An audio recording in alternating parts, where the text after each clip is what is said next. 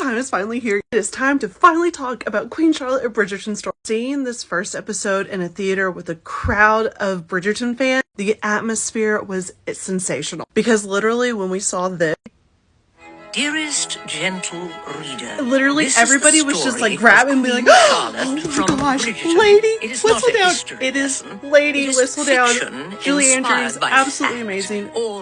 And this is so important to this entire story.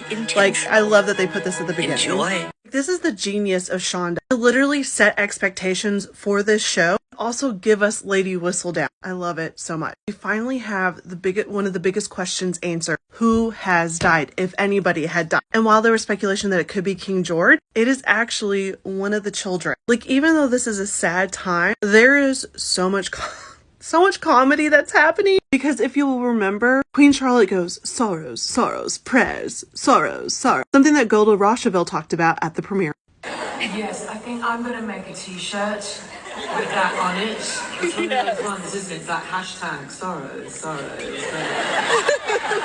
It's brilliant writing, Shonda Rhimes. In this first episode, Lady Whistledown basically lays down a challenge for the Queen. The challenge is, can she make a match for her children? Queen Charlotte is known for making sure the Ton is matched perfectly, but is she able to do the same for her own household? Because how does Queen Charlotte know how to make the perfect match? So we get to the part where Charlotte meets Princess Augusta, and Princess Augusta is trying to see if she's a good match for the king. And something I want to talk about here, this show is literally giving us how Bridgerton is able to have this amazing world where like diversity exists. Something Arséma and I talked about on Sunday after the Wednesday premiere.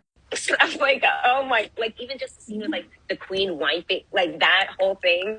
I was just like, this is the most electrifying thing that you could watch. Something that really just makes you just like hits you right here in the chest. Like this whole exchange is so interesting. Something I do want to note though is how she knows how to command a room. She's kind of the villain, but the way she makes these men move is pretty admirable. Now, because we have Queen Charlotte, Princess Augusta mentions how they need to get more people from her court, and so all the invitations go out for the wedding. Now, before we get here, we have that famous wall scene. Something I will note now, spoiler alert, is how King George says he hates fish, and later on Reynolds is like, no fish! I just find that very interesting. This is also a time where Agatha sees Queen Charlotte, and she knows that things are about to change. And I love how she goes to Queen Charlotte and is like, send for me and I will come. The wedding events wind down. King George takes Queen Charlotte to her present, and Halo by Beyonce plays. It's amazing, and this is what Shonda has to say.